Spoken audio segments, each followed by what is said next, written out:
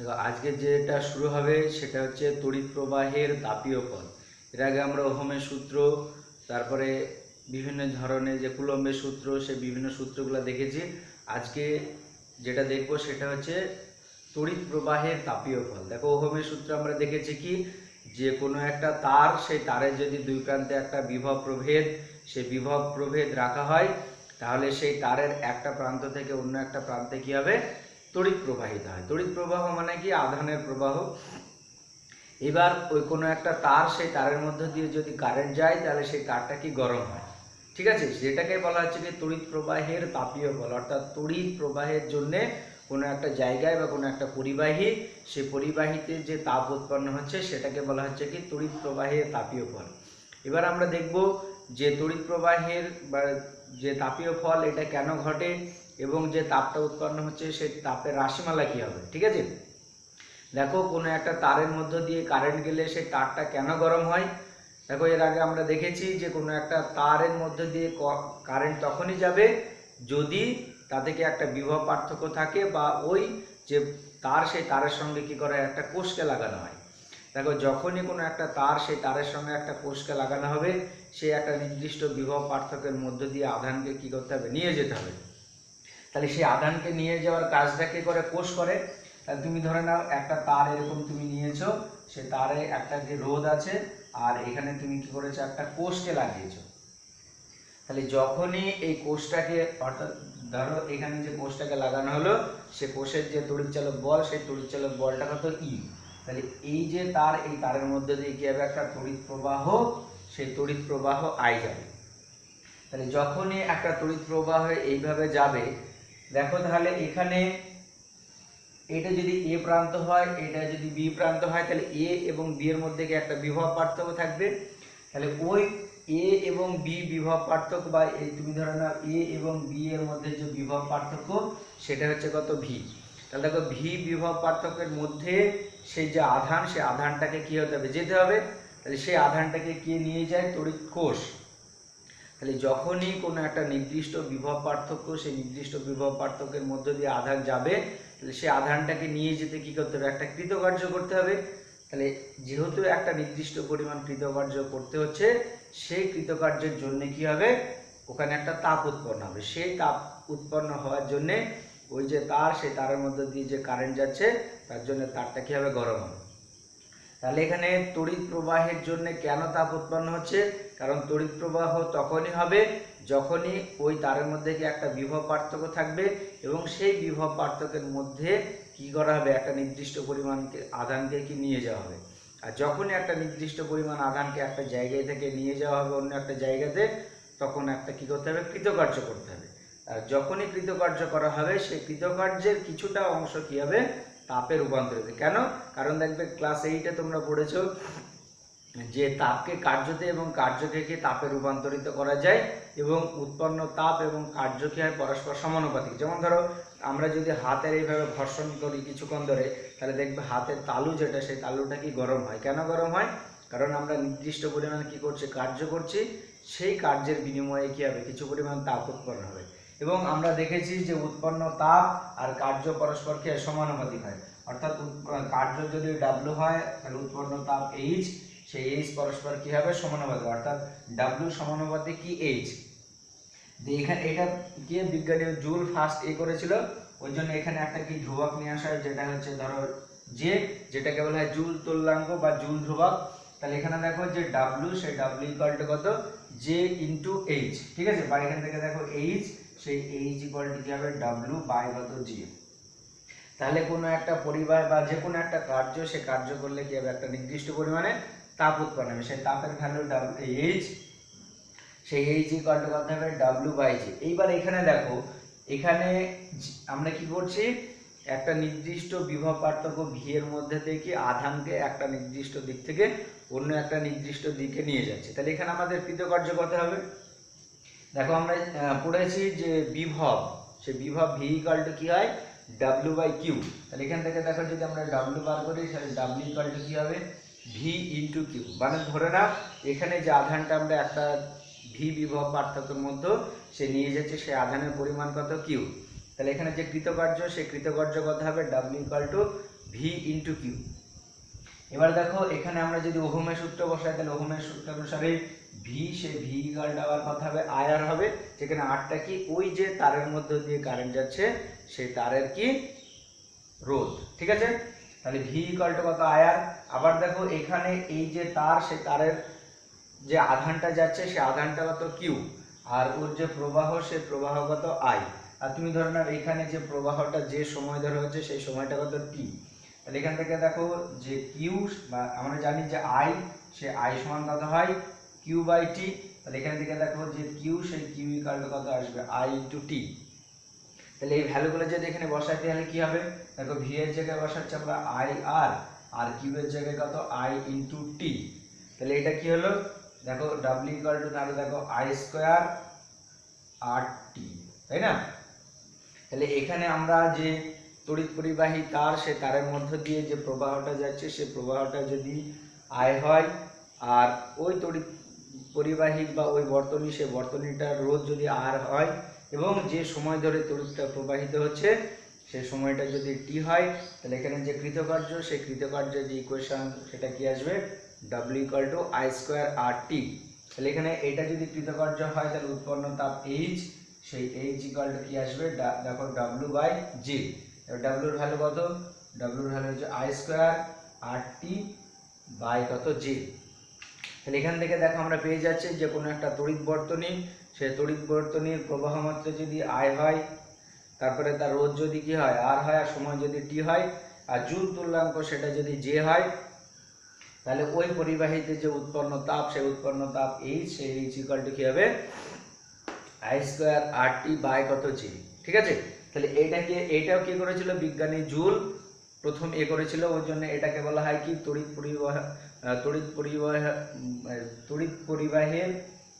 প্রবাহের ফল, মানে তাপীয় ফল সংক্রান্ত কি জুলের সূত্র। এখানে কি দেখো যে যেটা, সেই যেটা কি একটা ধ্রুবক রাশি, সিজিএস পদ্ধতিতে যদি বসানো হয় তাহলে জে এর যে মান, সে মানটা কত হয়, 4.2 হয়। তাহলে এখানে দেখো সিজিএস পদ্ধতিতে এইচ, সেই এইচ এর ভ্যালু কি, এইচ এর ইকুয়েশনটা কি আসবে, I square R T by কত, 4.2। আর যদি তুমি এসআই পদ্ধতিতে বসাও, এসআই পদ্ধতিতে জে এর যে মান, সেই জে এর মানটা কত হয়, জে এর মান 1 হয়। তাহলে এসআই পদ্ধতি, সেই এসআই পদ্ধতিতে দেখো এইচ, সেই এইচ ইকুয়াল টু কি আসবে, I square R T by কত হবে, 1। ঠিক আছে, বা আই স্কোয়ার আর টি। এবার দেখো এখানে আই, আর এবং টি, এই তিনটে দেখো, সেই তিনটের মধ্যে যে কোনো দুটোকে যদি আমরা ফিক্সড রাখি তাহলে অন্যটার সঙ্গে কি এইচ এর একটা সম্পর্ক পাওয়া যাবে। এইরকম ভাবে বিজ্ঞানী জুল কি তিনটে সূত্র দিয়েছে, ঠিক আছে। তাহলে সেই তিনটে সূত্র দেখো আমরা যে ইকুয়েশনটা পেলাম, সেই ইকুয়েশন থেকে বার করতে এই তিনটে সূত্র কিন্তু খুব গুরুত্বপূর্ণ। যে তড়িৎ প্রবাহের তাপীয় ফল সংক্রান্ত জুলের যে তিনটে সূত্র, এই তিনটে সূত্রকে অনেক সময় লিখতে দেয়, ঠিক আছে। কিরকম, তাহলে দেখো, তাহলে আমরা এই সূত্রটা কি পাচ্ছি, যে এইচ ইকুয়াল টু কত, I square R T by কত, জে। ঠিক আছে। এবার দেখো জে যেহেতু ধ্রুবক, আবার যদি কোনো একটা বর্তনীর ক্ষেত্রে এক নাম্বার যদি ধরো আর টি যদি কি থাকে, কনস্ট্যান্ট থাকে, তাহলে কোনো একটা বর্তনী, সে কোনো একটা বর্তনীর যদি রোধ এবং সময়, সেই সময়টা যদি কি হয়, ধ্রুবক থাকে বা স্থির থাকে, তাহলে দেখো ওই বর্তনীর ক্ষেত্রে এইচ যেটা, সেই এইচ সমানুপাতিক কি হবে, আই স্কয়ার লিখতে পারি। তাহলে কোনো একটা বর্তনীর রোধ এবং সময়, সেই সময়টা যদি স্থির থাকে, তাহলে সেই বর্তনীর দেখো উৎপন্ন তাপ, সেই উৎপন্ন তাপটা কি হবে, ওর যে প্রবাহ মাত্রা, সেই প্রবাহ মাত্রার বর্গের কি হবে, সমানুপাতিক হবে। ঠিক আছে। তাহলে এটা এক নম্বর সূত্র, এটা মনে রাখবে, এইচ সমানুপাতিক আই স্কয়ার কখন হবে, যখন ওই পরিবাহী রোধ এবং যদি সময়টা কি স্থির থাকে। ঠিক আছে। তারপরে দেখো 2 নাম্বার, যদি কোনো একটা পরিবাহীর আই ও টিটা কি থাকে, কনস্ট্যান্ট থাকে, অর্থাৎ কোনো একটা পরিবাহীর প্রবাহ মাত্রা এবং সময় যদি ধরো স্থির থাকে, এমনি ধরো যেটা স্থির বা কনস্ট্যান্ট, তাহলে আই আর টি যদি ধরো কনস্ট্যান্ট থাকে, তাহলে এখান থেকে আমরা কি লিখতে পারি, যে এইচ সমানুপাতিক আর, অর্থাৎ কোনো একটা পরিবাহীতে উৎপন্ন তাপ রোধের সমানুপাতিক তখনই হবে যখন ওই পরিবাহীটার প্রবাহ মাত্রা এবং সময়টা যদি কি স্থির থাকে। এটা খুব ভালো করে তিনটে সূত্র মনে রাখবে। তারপর দেখো 3 নাম্বারটা কি, 3 নাম্বার হচ্ছে যদি আই ও আর এটা যদি কি থাকে, ধ্রুবক হয় বা কনস্ট্যান্ট হয়, তাহলে দেখো 3 নাম্বার কি হবে যে H সমানুপাতিক কত T। তাহলে দেখো তিনটে সূত্র কেন হচ্ছে, দেখো এখানে যে R আর T কনস্ট্যান্ট মানে কি, মানে রোধ আর সময় যদি কনস্ট্যান্ট হয় তাহলে H proportional to I square, অর্থাৎ কোনো একটা তার, সেই তারের মধ্যে দিয়ে যদি ধরো বেশি পরিমাণে কারেন্ট যায় তাহলে অবশ্যই তারটাতে উৎপন্ন তাপ কী হবে, বেশি হবে। তারপরে দেখো H সমানুপাতিক R, অর্থাৎ কোনো একটা পরিবাহী, সেই পরিবাহীতে যে উৎপন্ন তাপ, সেই উৎপন্ন তাপটা কি রোধের সঙ্গে কি সমানুপাতিক। অর্থাৎ দেখো কোনো একটা পরিবাহীর রোধ যত বেশি হবে তাহলে উৎপন্ন তাপ বেশি হবে। কেন বেশি হবে, দেখো অ্যাকচুয়ালি রোধটা কি করে, রোধটা হচ্ছে কোনো একটা তার, সেই তারের মধ্যে দিয়ে যে কারেন্ট, সেই কারেন্টটাকে কি যেতে বাধা দিচ্ছে। তাহলে কারেন্ট বাধা কখন পাবে, যদি কোনো একটা তারের মধ্যে দিয়ে ইলেকট্রন যায়, সেই ইলেকট্রনের নিজেদের মধ্যে কি হয়, কলিউশন বা সংঘর্ষ ঘটে বেশি, তাহলে তখন রোধটা বেশি হয়। আর দেখো বেশি পরিমাণে যদি সংঘর্ষ ঘটে তাহলে অবশ্যই সেই সংঘর্ষের ফলে কি হবে, তাপ উৎপন্ন হবে। তারপর 3 নম্বর যে এই সমানুপাতিক কি টি, মানে কি হচ্ছে যে কোনো একটা পরিবাহীর যে উৎপন্ন তাপ, সেই উৎপন্ন তাপটা কি হচ্ছে সময়ের সঙ্গে সমানুপাতিক। অর্থাৎ কোনো একটা ধরো পরিবাহী, সে পরিবাহীতে 1 ঘন্টা ধরে তড়িৎ প্রবাহ হলে যতটা তাপ উৎপন্ন হবে, যদি ধরো 2 ঘন্টা ধরে কি তড়িৎ পরিবহন হয় তাহলে উৎপন্ন তাপের মানটা কি হবে, অবশ্যই বেশি হবে, ওই জন্য তার সঙ্গে কি সমান হবে। তাহলে এই যে তিনটে সূত্র, এই তিনটে সূত্র ভালো করে মনে রাখবে, ঠিক আছে। এবার দেখো এখানে এই যে সূত্র, সেই সূত্রটাকে আমরা আরেকটু যদি অন্যরকম ভাবে লিখি, এই সূত্রটাকে দেখো তাহলে H, সেই H ইকুয়াল টু কি I স্কয়ার RT বাই কত G। এসআই পদ্ধতিতে বসালে তখন আমার কি J এর ভ্যালুটা যদি ধরো আমরা এসআই পদ্ধতিতে ক্যালকুলেশন করি তাহলে J এর ভ্যালু 1, ওটা না বসালেও হবে। এবার দেখো কোনো একটা বর্তনী, সেই বর্তনীর ক্ষেত্রে আমরা আবার দেখো যে I, say I equal to আমরা কি জানি V বাই R, এটা জানি। তাহলে এই জায়গাটা যদি আমরা বসাই দেখো H ইকুয়াল টু তাহলে কি হবে V square by R into R into কত T, তাহলে এটা দেখো যেটা R স্কয়ার হবে, তাহলে দেখো V স্কয়ার T বাই কত R, তাই না। এবার দেখো এখানে এই যে সূত্র যে H equal to I square RT by G, দেখো এটাও ঠিক আবার এটাও ঠিক। এবার এইটা কখন অ্যাপ্লিকেবল হবে, এটা কখন অ্যাপ্লিকেবল হবে, দেখো আমরা এর আগে ওহমের সূত্রর ওখান পরে দেখেছিলাম যে রোধ, সেই রোধের কি বিভিন্ন সমবায়, কি কি ছিল, সিরিজ কানেকশন বা শ্রেণী সমবায়, আর আরেকটা কি ছিল সমান্তরাল সমবায়। দেখো আমরা দেখেছি যে সিরিজ যে কানেকশন বা শ্রেণী সমবায়, সেই শ্রেণী সমবায়ে কোনো একটা বর্তনীর ক্ষেত্রে প্রত্যেকটা রোধের মধ্যে দিয়ে যে প্রবাহ, সেই প্রবাহ মাত্রাটা কি হয়, সেম হয়। অর্থাৎ দেখো এখানে I স্কয়ার RT, এখানে যদি সিরিজ কানেকশন হয় তাহলে I এর ভ্যালুটা কি কনস্ট্যান্ট, আর সময়টা যদি ধরো কনস্ট্যান্ট হয় তাহলে এখান থেকে আমরা বলতে পারবো যে সিরিজ কানেকশনের ক্ষেত্রে কোনো একটা পরিবাহীতে উৎপন্ন তাপ, সেই উৎপন্ন তাপটা কি হবে, রোধের কি সমানুপাতিক হবে, তাই না। আর এখানে দেখো আমরা সমান্তরাল সমবায় কি দেখেছিলাম, সমান্তরাল সমবায়ে কোনো একটা পরিবাহীর যে রোধ বা সমান্তরাল সমবায়ে যে তুল্য রোধ এর আমরা যখন ক্যালকুলেশন দেখেছিলাম, সেখানে দেখবে সমান্তরাল সমবায়ের ক্ষেত্রে প্রত্যেকটা রোধের যে দুই প্রান্তের বিভব প্রভেদ, সেই দুই প্রান্তের বিভব প্রভেদটা কি ছিল, সেম ছিল, কিন্তু ওদের যে কারেন্ট, সেই কারেন্টের ভ্যালুটা আলাদা ছিল। তাহলে দেখো সমান্তরাল সমবায়ের ক্ষেত্রে যেহেতু ভিটা কনস্ট্যান্ট, আবার টিটাও যদি ধরো নির্দিষ্ট ধ্রুবক হয়, টিটাও যদি ধ্রুবক হয় তাহলে দেখো তখন সমান্তরাল সমবায়ে উৎপন্ন যে তাপ, সেই উৎপন্ন তাপ যেটা, সেটা রোধের সঙ্গে কিভাবে সম্পর্কিত, দেখো ব্যস্তানুপাতিক। তাহলে এই জায়গাটা ভালো করে মনে রাখবে যে সমান্তরাল সমবায়ের ক্ষেত্রে যে তড়িৎ পরিবাহীর মানে তড়িৎ প্রবাহের জন্য যে উৎপন্ন তাপ, সেই উৎপন্ন তাপটা কি হবে, রোধ যেটা, সেই রোধের সঙ্গে কি হবে, ব্যস্তানুপাতিক। খুব গুরুত্বপূর্ণ এটা কোশ্চেন, যে শ্রেণীর সমবায়ের ক্ষেত্রে যে উৎপন্ন তাপ, সেই উৎপন্ন তাপটা কি হবে, রোধের সমানুপাতিক হবে, আর সমান্তরাল সমবায়ের ক্ষেত্রে যে উৎপন্ন তাপ, সেই উৎপন্ন তাপটা কি হবে, রোধের ব্যস্তানুপাতিক হবে, ঠিক আছে। এবার এখান থেকে ধরো এই যে ইকুয়েশন, এই ইকুয়েশন থেকে কি বিভিন্ন রকমের প্রবলেম আসতে পারে। কিরকম প্রবলেম, হয়তো তোমাকে বলে দিল যে কোনো একটা পরিবাহী বা কোনো একটা বর্তনী, সেই বর্তনীর রোধ এবং সময় স্থির রেখে যদি প্রবাহ মাত্রাটা দ্বিগুণ করা হয় তাহলে উৎপন্ন তাপ কীরকম হবে। তাহলে তুমি ধরো না কোনো একটা বর্তনী, সে বর্তনীতে প্রাথমিক যে তড়িৎ প্রবাহ মাত্রা সেটা I, আর রোধ যেটা R, আর সময় যেটা সেটা কত T। তাহলে এখানে দেখো যে উৎপন্ন তাপ, সেই উৎপন্ন তাপ যদি H1 হয় তাহলে H1 ইকুয়াল টু কি হবে, I স্কয়ার RT বাই কত J, ঠিক আছে। এবার তোমাকে বললে যে রোধ আর সময় স্থির রেখে তার প্রবাহ মাত্রাটাকে যদি দ্বিগুণ করা হয়, অর্থাৎ আগে যেটা প্রবাহ মাত্রা আই ছিল এখন কি 2i হয়ে গেল, তাহলে এখন উৎপন্ন তাপ কত হবে? তাহলে এখন উৎপন্ন তাপ এটা আমরা ধরে নিচ্ছি কত, h2, তাহলে h2 ইকুয়াল টু কি হবে দেখো 2i তার square into r into t by কত g।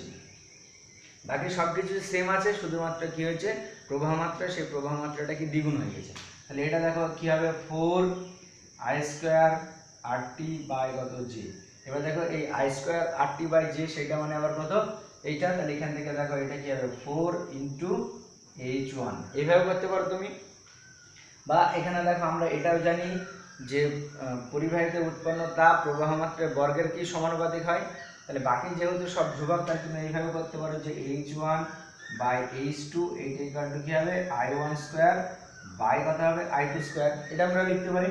তাহলে দেখো এটা h1 বাই h2 এটা ইকুয়াল টু কি হবে, তাহলে প্রাথমিক প্রবাহ তুমি ধরে নাও i1, তাহলে i1 স্কয়ার, আর অন্তিম প্রবাহটা কি হয়েছে প্রাথমিক যেটা তার দ্বিগুণ হয়ে গেছে, অর্থাৎ দেখো 2i1 তার স্কয়ার, এটা ইকুয়াল টু দেখো কত হচ্ছে i1 square by 4 i1 square, তাহলে i1 কেটে গেল, দেখো h2 এইটা ইকুয়াল টু কি হবে 4h1।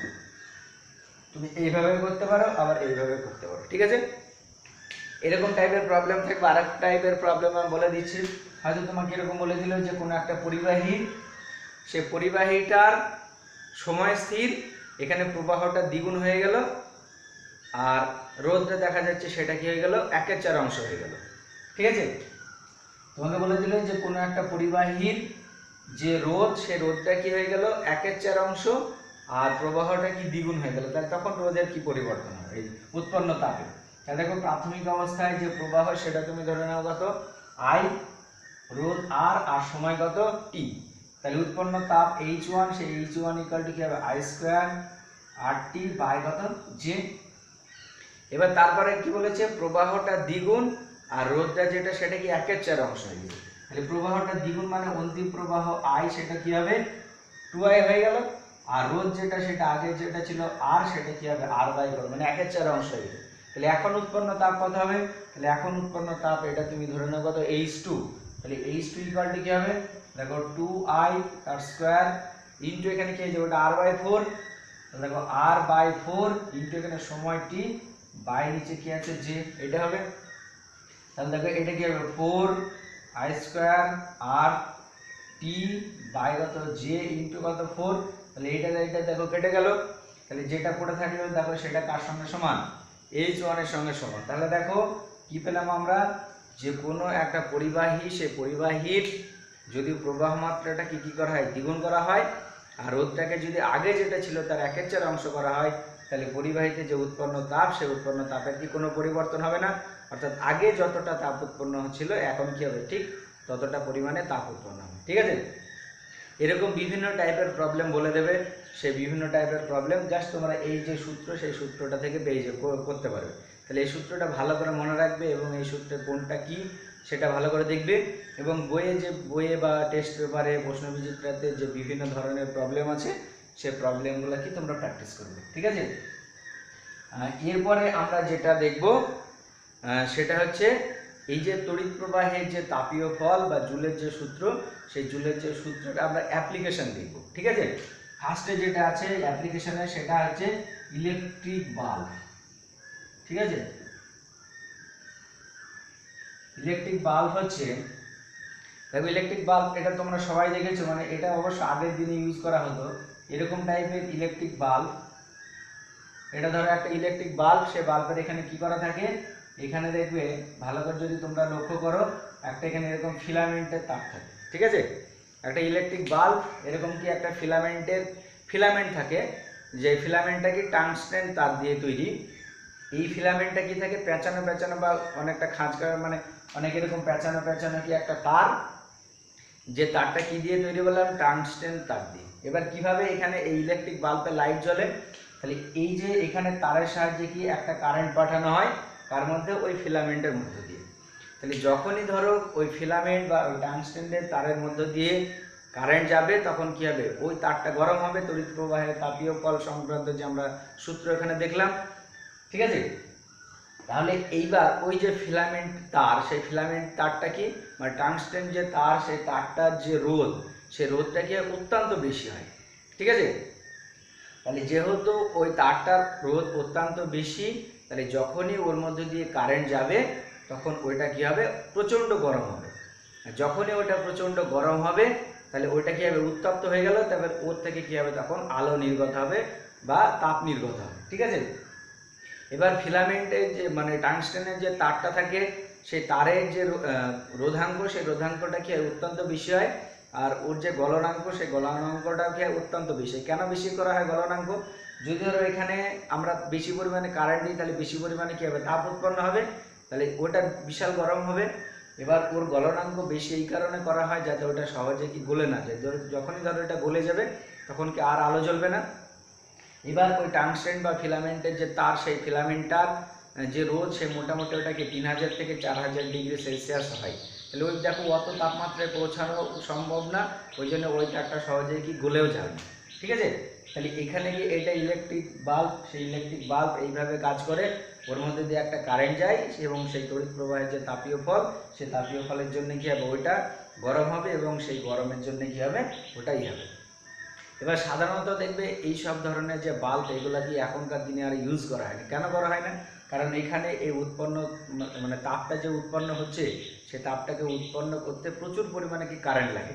ওই জন্য এইসব বাল্ব জ্বালালে ইলেকট্রিকের যে ইউনিট, সেই ইউনিট কি বেশি খরচ হয় বা কারেন্টের বিল বেশি আসে। ওই জন্য সাধারণত মানুষ এই সব ধরনের বাল্ব আর ইউজ করে না। এখন কি নতুন নতুন টেকনোলজি জন্য যে বাল্ব, সেই বাল্ব চলে এসেছে, যেমন সিএফএল, এলইডি এইসব করা হয়। তবে এই বাল্বের আগের তুলনায় কি কিছুটা মডিফাইড করা হয়েছে। কি এখানে আগে যেটা টাংস্টেন তার ব্যবহার করা হতো, এখন সেই জায়গাটাকে উলফ্রেমাইডের তার ব্যবহার করা হয়। ঠিক আছে, তাহলে ওইটা ব্যবহার করলে কি হয়, এইটাতে যে খরচ, সেই খরচটা কি কম হয় এবং এখানে যে তড়িৎ, সেই তড়িৎটা কি অনেক কমে হয়তো দেখা যাচ্ছে বেশি পরিমাণে আলো উৎপন্ন হয়। এবার উলফ্রেমাইড, সেই উলফ্রেমাইড তারটা আবার কি ওই যে যেটা ছিল মানে টাংস্টেন, লোহা আর ম্যাঙ্গানিজের কি একটা হচ্ছে সংকর ধাতু। এখন সেই উলফ্রেমাইডের যে তার, সেই তারটা কি ব্যবহার করা হয়, তাতে কি হয়, আগের তুলনায় লাইটটাও বেশি হয় এবং তড়িৎ শক্তি যেটা খরচ হচ্ছিল, সেই তড়িৎ শক্তিটাও কী হবে, কম হয়। ঠিক আছে, এরপরে যেটা আমরা দেখবো সেটা হচ্ছে electric heater. Electric heater, electric heater এটা কি কাজে লাগে, বাড়ির বিভিন্ন ধরনের যে রান্না, তারপরে জল গরম, সেই জল গরম করতে কি কাজে লাগে। এটা এই ইলেকট্রিক হিটার, এটা কিভাবে তৈরি করা হয়, একটা সাধারণত এরকম পুকুরিবাহী বা অভ্র বা কার্বন দ্বারা তৈরি সেরকম একটা পাত্র থাকে। সেই পাত্রের ভিতরে কি থাকে, এরকম এখানে কিছু পেঁচানো তার থাকে এরকম। ঠিক আছে, এরকম পেঁচানো তার থাকে, সেই তারটাকে বহির্বর্তনী বা কারেন্ট, সেই কারেন্টের সঙ্গে কি যুক্ত করা হয়। এবার এই যে পেঁচানো তার, সেই পেঁচানো তারটা কি দিয়ে তৈরি করা হয়, সেটা হচ্ছে লোহা, নিকেল আর ক্রোমিয়াম। সেই ক্রোমিয়ামের কি একটা সংকর ধাতু, যেটা এই যে তারটা, সেই তারটাকে বলা হয় কি নাইক্রোম তার। তাহলে নাইক্রোম তার সেটা কি লোহা, নিকেল আর ক্রোমিয়াম, যেটা সেই ক্রোমিয়ামের কি সংকর ধাতু। তাহলে সেই ইলেকট্রিক যে হিটার, সেই ইলেকট্রিক হিটারে কি করা হয়, ওই নাইক্রোম তার ব্যবহার করা হয়। নাইক্রোম তারের বৈশিষ্ট্য কি, নাইক্রোম তারের বৈশিষ্ট্য হচ্ছে এই নাইক্রোম তারের যে রোধ, সেই রোধটা কি অত্যন্ত বেশি হয় এবং এর যে গলনাঙ্ক, সেই গলনাঙ্কটা কি অত্যন্ত বেশি হয়। তাহলে এর রোধ বেশি হওয়ার জন্য কি হবে, যখনই এর মধ্যে দিয়ে ধরো কারেন্ট যাবে, সে কারেন্ট গেলে কি হবে, এটা প্রচণ্ড গরম হবে। কেন, যেহেতু রোধ বেশি, তাহলে এখানে যে উৎপন্ন তাপ, সেই উৎপন্ন তাপটা কি হবে, বেশি হবে। তাহলে সেই উৎপন্ন তাপটাই কি আমরা বিভিন্ন ধরনের যে বাড়ির কাজ, সেই বাড়ির কাজে কি ব্যবহার করি। ঠিক আছে, তাহলে ওইটা কি করা হয়, নাইক্রোম তার, তাহলে ওর গলনাঙ্ক কি বেশি, তাহলে গলনাঙ্ক বেশি হওয়ার জন্য কি হবে, ওইটা দেখা যাচ্ছে সহজে কি গলে যাবে না। তাহলে নাইক্রোম তার, সেই নাইক্রোম তার ইলেকট্রিক যে হিটার, সেই ইলেকট্রিক হিটারে কি ব্যবহার করে, নাইক্রোম তার কি কি দিয়ে তৈরি, লোহা, নিকেল আর ক্রোমিয়ামের কি একটা সংকর ধাতু। ঠিক আছে, এটা ভালো করে মনে রাখবে। আর এর গলনাঙ্ক বেশি হয় আর রোধাঙ্ক যেটা, সেই রোধাঙ্ক বেশি হয়। কেন এরকমটা করা হয়, রোধাঙ্ক বেশি এই কারণে করা হয় যেন উৎপন্ন তাপ, সেই উৎপন্ন তাপটা বেশি হয়। আর রোধাঙ্ক বেশি কেন, যাতে সেটা কি সহজে গলে না যায়। ঠিক আছে, ইলেকট্রিক হিটার। তারপরে যেটা আছে সেটা তোমার হচ্ছে ইলেকট্রিক ইস্ত্রি। ঠিক আছে, ইলেকট্রিক ইস্ত্রিটা কি, ইলেকট্রিক ইস্ত্রি হচ্ছে এই নাইক্রোম তারের মতোই এটা এর কার্যনীতি। ইলেকট্রিক ইস্ত্রি হচ্ছে দেখবে আমরা বাড়িতে জামা কাপড় মানে সোজা করার জন্য এক ধরনের ব্যবহার হয়। এটা দেখবে বিভিন্ন আকৃতির হয়, এরকম টাইপের থাকে, কোনোটা দেখা যাচ্ছে আবার এরকম ত্রিকোণ আকৃতির থাকে বিভিন্ন। এবার এইটার ভিতরে অ্যাকচুয়ালি কি থাকে, এইটার ভিতরে এরকম পেঁচানো টাইপের কি নাইক্রোম তার লাগানো থাকে। ঠিক আছে, এইবার যখনই ধরো আমরা এইটাকে কি করব, কারেন্টের সঙ্গে যুক্ত করব, তাহলে ওই নাইক্রোম তারের মধ্যে দিয়ে কি হবে, কারেন্ট যাবে। আর নাইক্রোম তারের মধ্যে দিয়ে কারেন্ট গেলে সেটা কি হবে, গরম হবে। কেন এখানে একটু বেশি গরম হয়, কেন, কারণ নাইক্রোম তার যেটা সেটা যে রোধাঙ্ক, সেই রোধাঙ্ক বেশি হওয়ার জন্যে ওটাতে কি হবে, বেশি পরিমাণে তাপ উৎপন্ন হবে। আর বেশি পরিমাণে তাপ উৎপন্ন হওয়া মানে কি সেটা গরম হবে। আর সেই গরমটাকে কাজে লাগিয়ে কি করা হয়, ওখানে যে আমাদের জামা কাপড়, সেই জামা কাপড়কে কি সোজা করতে ব্যবহার করা হয়। ঠিক আছে, এগুলো একটু ভালো করে মনে রাখবে। ইলেকট্রিক হিটার, ইলেকট্রিক বাল্ব, এগুলো কিসের উপর ভিত্তি করে তৈরি হয়েছে, তাহলে প্রত্যেকটা হচ্ছে তড়িৎ প্রবাহের যে তাপীয় ফল, সেই তাপীয় ফলের যে নীতি, সেই নীতির উপর ভিত্তি করে তৈরি হয়েছে। এরপরে আমরা যেটা দেখবো কি ফিউজ তার। ঠিক আছে, ফিউজ তারটা খুব গুরুত্বপূর্ণ। দেখো ফিউজ তার হচ্ছে একটা খুব সরু তার, যেটা হচ্ছে তোমার টিন আর সীসা দিয়ে তৈরি। মানে টিন আর সীসার যে সংকর ধাতু, সেই সংকর ধাতু দিয়ে কি এই যে ফিউজ তার, সেই ফিউজ তারটাকে তৈরি করা হয়। ফিউজ তারের কী কী বৈশিষ্ট্য, ফিউজ তারের বৈশিষ্ট্য হচ্ছে এর যে গলনাঙ্ক, সেই গলনাঙ্কটা কি হয়, খুব কম হয়। আর এর যে রোধাঙ্ক, সেই রোধাঙ্কটা কি অত্যন্ত বেশি হয়। এবং ফিউজ তার সেটা বাড়ির যে বিভিন্ন যন্ত্রপাতি, সেই যন্ত্রপাতি বা বাড়ির যে ইলেকট্রিক বোর্ড, সে বোর্ডের সঙ্গে কি করা হয়, শ্রেণী সমবায় লাগানো হয়। বা দেখবে বাড়িতে এরকম ইলেকট্রিক বোর্ড থাকে, এখানে দেখা যাচ্ছে বিভিন্ন ধরনের সুইচ থাকলে, এখানে একটা ধরো তোমার ফ্যানের সুইচ, এখানে হচ্ছে দেখা যাচ্ছে একটা লাইট, এখানে ধরো না তোমার বাড়ির অন্যান্য আর একটা ধরো ফ্যান বা একটা লাইট, তারপরে এখানে দেখবে থাকে একটা কি এরকম পজিশনে একটা ইন্ডিকেটর থাকে, তারপরে এরকম পজিশনে দেখা যাচ্ছে একটা রেগুলেটর থাকে, আর এইরকম পজিশনে একটা কি করা হয়, একটা ফিউজ লাগানো হয়। ঠিক আছে, এখানে একটা বোর্ডের সঙ্গে কি ফিউজ লাগানো, কেন দেখো এখানে তুমি ধরো বাড়িতে তোমার কোনো একটা বোর্ডের সুইচের সঙ্গে এইখানে তোমার ধরে নাও একটা টিভি লাগানো আছে। ঠিক আছে, তারপরে এটাতে ধরে নাও একটা এসি লাগানো আছে, একটা ফ্যান, একটা লাইট, এরকম বিভিন্ন ধরনের আছে। এবার এখানে এই মিটারে কি হয়, একটা এসে কারেন্ট তোমার মিটারে আসে, মানে মেন লাইন থেকে। এইবার এই কারেন্টটা কি এখানে দেখা যাচ্ছে টিভি, ফ্রিজ, এসি বিভিন্ন জায়গায় কি ডিস্ট্রিবিউট হয়।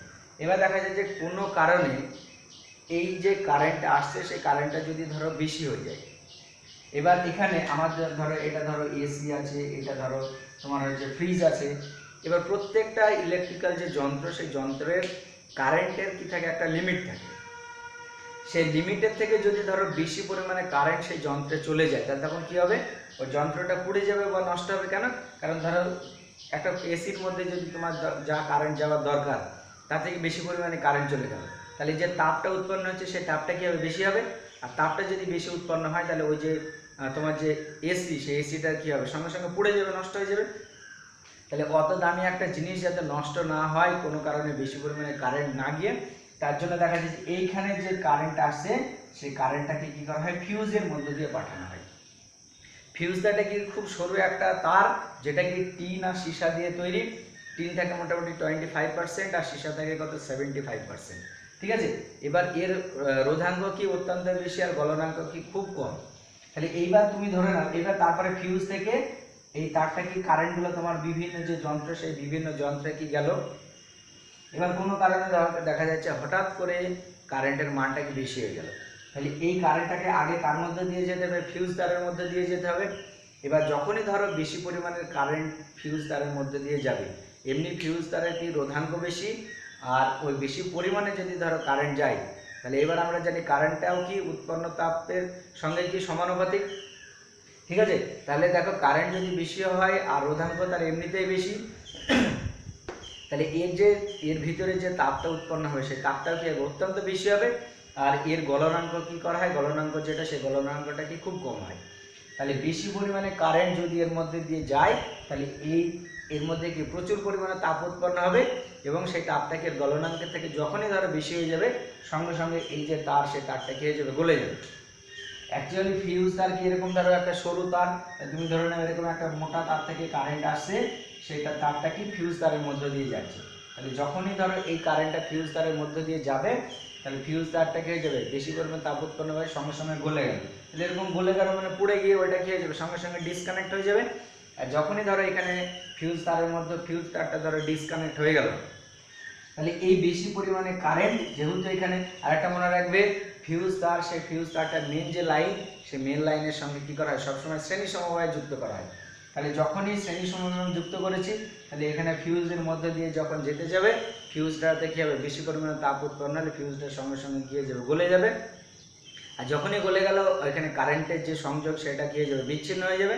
আর এখানে যে বিভিন্ন যে যন্ত্রপাতি, এসি, ফ্রিজ, টিভি, এসব আমাদের যে বাড়ির যন্ত্রপাতি আছে, সেই যন্ত্রপাতিতে দেখো কি হবে, তখন কি আর কারেন্ট আসতে পারবে না। যখনই ধরো ওই যন্ত্রপাতিতে কারেন্টটা আসতে পারলো না, তখন কি যে ওটা আবার ওটা সেফ থাকবে। এবার পরে আবার কি করা হয়, যে পরে এইখানে যে সুইচটা থাকে ফিউজের, সেটাকে এখন খুলে নেওয়া হয়। তাহলে ওটা খুলে দেখা যায় তুমি একটা ফিউজ মানে ফিউজ তার, সেই ফিউজ তারকে লাগিয়ে দিলে, তাহলে তখন কি হবে, আবার দেখা যাবে ওইটা আগের মতো হয়ে যাবে। তখন তাতে এখন ফিউজ ছাড়া অন্য এক ধরনের ব্যবহার করা হয়, বিভিন্ন ধরনের হ্যাভেলস কোম্পানি বা বিভিন্ন কোম্পানির কি করা হয়, এখানে একটা কি থাকে, উপর নিচে ওঠানো একটা সুইচের মতো থাকে।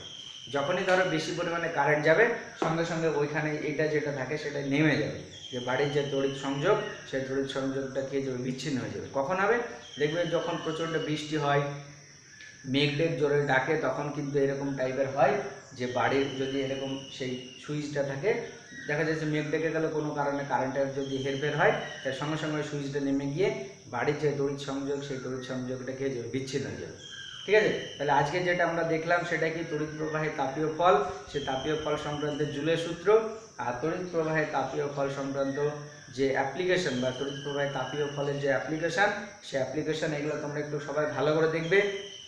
ঠিক আছে, এবং তোমরা বইটা পড়বে, বইয়ে দেখবে আরও মানে সুন্দর করে দেওয়া আছে, আমি যেটা বললাম সেটা লেখা আছে, তোমরা লেখাটা একবার ভালো করে পড়বে। আর ভিডিওটা অবশ্যই মানে যখন সময় পাবে রিভাইজ দেবে। ঠিক আছে, আর এই যে I²RT/J, এই H=, এই যে ফর্মুলা, এই ফর্মুলা রিলেটেড যেখানে যত প্রবলেম পাবে মানে অঙ্ক পাবে, সেগুলো তোমরা সবাই করার চেষ্টা করবে।